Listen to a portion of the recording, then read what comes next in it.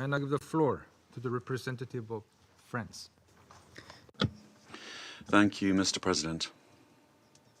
I'd like to begin by thanking Assistant Secretary General Mr. Miroslav Jenča for his statement, and I would like to welcome the ministers present here, Foreign Affairs Minister of Estonia and from the other representatives from the European Union, and Madam Kallas. As we know, on the morning of 19th of September, Russia violated Estonian airspace with 3 fighter jets, which remained there for nearly 12 minutes. These elements lead us to consider that this is an intentional violation.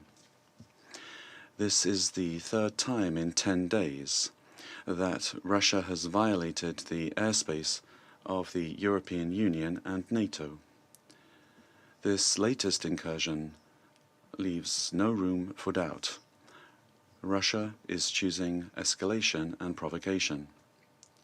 Mr. President, this Council had already met exactly 10 days ago to discuss the unacceptable intrusion of around 20 Russian drones into Poland in the context of a massive aerial attack against Ukraine. This new violation, this time carried out in broad daylight and by no fewer than 3 fighter jets, not drones, is unprecedented in over 20 years. It confirms the continuation and accumulation of Russia's provocative actions. Mr. President, France condemns in the strongest terms this dangerous and irresponsible incursion, which constitutes a blatant violation of international law. And we stand firmly alongside Estonia, to whom we express our friendship and our full and unwavering solidarity. France directly contributes to Estonia's security. We participate in the strengthening of our security posture on Europe's eastern flank, alongside our allies in the European Union and NATO. Mr. President, we must not forget that at the same time, Russia continues its war of aggression against Ukraine.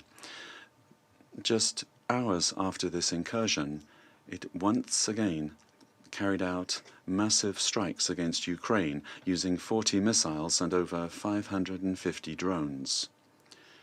Russia must understand that these violations of NATO airspace in no way undermine our determination to implement strong, robust, and credible security guarantees in favor of Ukraine. Mr. President, Ukraine courageously accepted 6 months ago now the principle of an unconditional ceasefire. It has demonstrated its willingness to negotiate. President Volodymyr Zelensky has, for the past 4 months, expressed his readiness for direct negotiations with President Vladimir Putin.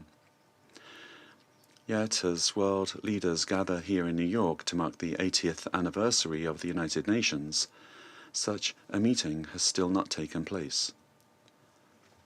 Russia, on the contrary, continues its aggression, and Russia is now escalating its intimidation of Ukraine's neighbors. It continues to violate and undermine the principles of the UN Charter, the territorial integrity and the sovereignty of states.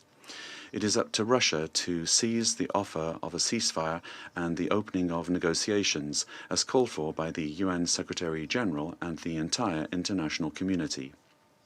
Mr. President, it is our responsibility as members of the Security Council to acknowledge the obvious and to call upon Russia to end these reckless provocations and to put an end to the large-scale war that it launched more than 3 years ago on the European continent. Thank you.